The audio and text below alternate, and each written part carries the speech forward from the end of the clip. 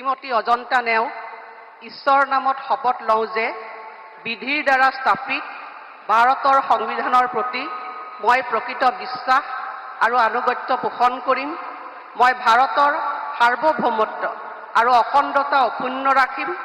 মই অসমৰ এগৰাকী মন্ত্ৰী হিচাপে মোৰ কৰ্তব্য বিশ্বস্ততাৰে আৰু শুদ্ধ অন্তঃকৰণেৰে সম্পাদন কৰিম আৰু মই ভয় বা পক্ষপাত অনুৰাগ বা বিদ্বেষ নোহোৱাকৈ সংবিধান আৰু আইন অনুসাৰে সকলো শ্ৰেণীৰ লোকৰ প্ৰতি ন্যায় আচৰণ কৰিম।